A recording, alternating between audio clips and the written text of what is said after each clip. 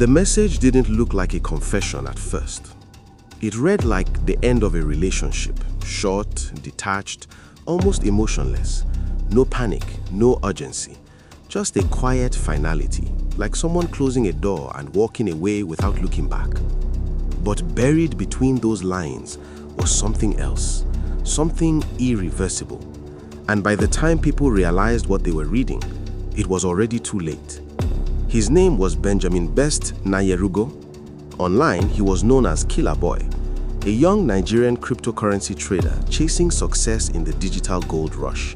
The kind of man who understood the language of fast money, trades, profits, volatility. His online presence reflected that lifestyle, confidence, control, and the illusion of someone who had figured things out early. Photos that suggested freedom, captions that hinted at ambition, a life that looked curated. But like many lives built online, what people saw was only a fraction of the truth, because behind that controlled image, something had already begun to fracture. In the days leading up to the post, there were no public signs of collapse, no dramatic outbursts, no visible cracks that would make people stop and ask questions. If anything, everything appeared normal. And that's what made what happened next so unsettling. The message appeared without warning. No build-up, no context, just words, delivered with a calmness that didn't match what they were saying. He claimed responsibility for the death of his girlfriend.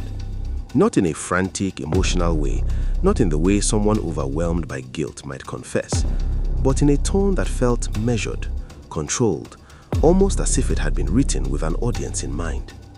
At first, people didn't believe it.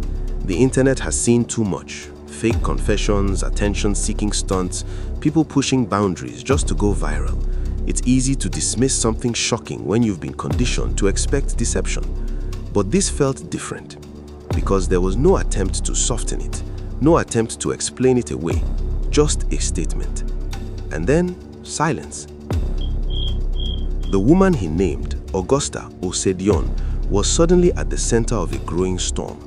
Friends began reaching out, family members tried calling, messages were sent, then resent. No response.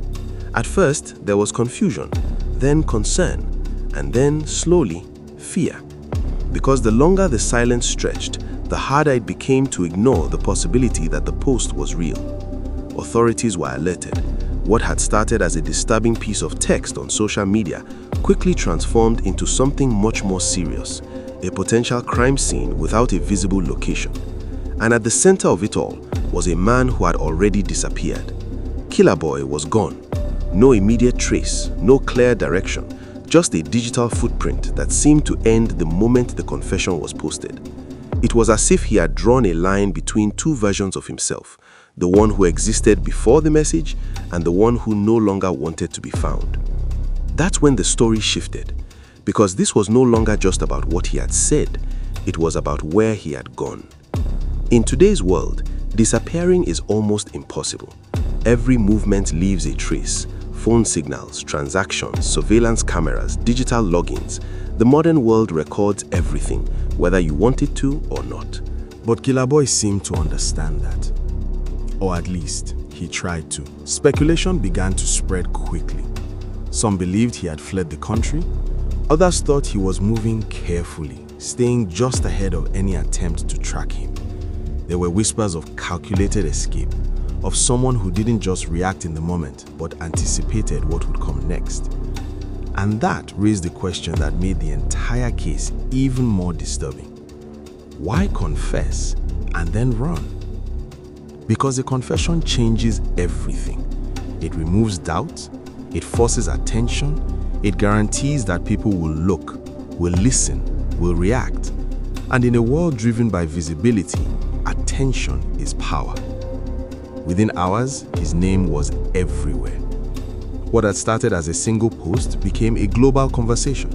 People who had never heard of him before were now analyzing his life, scrolling through his past, trying to piece together a version of him that made sense.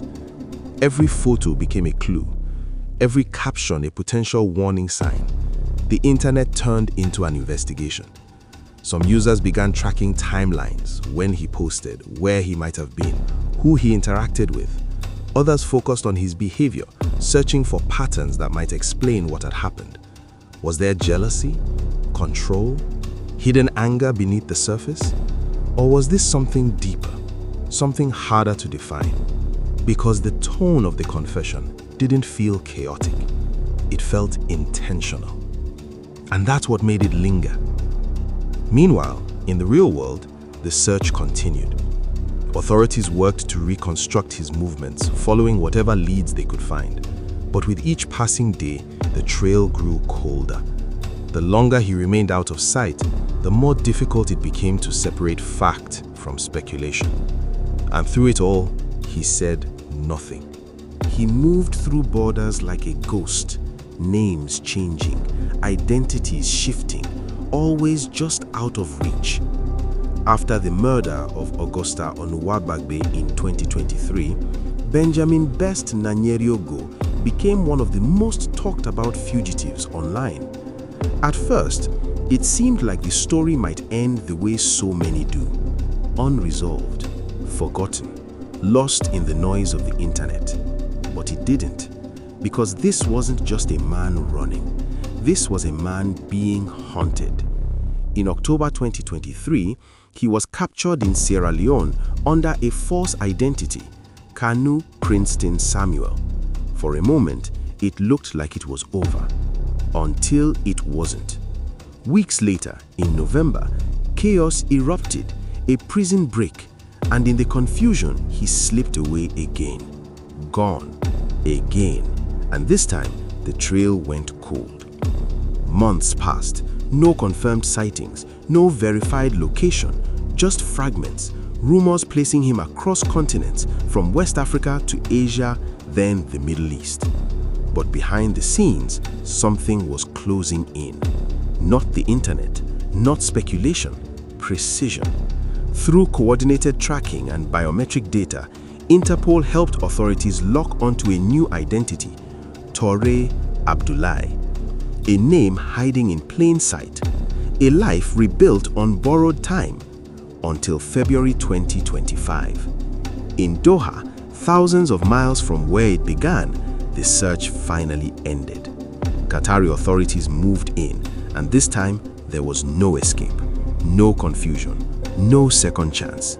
He was arrested, definitively. And on April 19, 2025, he was extradited back to Nigeria to face justice, ending a manhunt that had stretched across borders, identities, and nearly 2 years of evasion.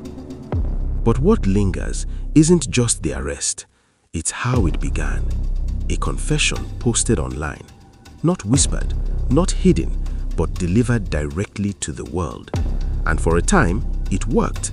He controlled the narrative, he captured attention, he vanished on his own terms, until eventually the world caught up. And this time, it didn't let go.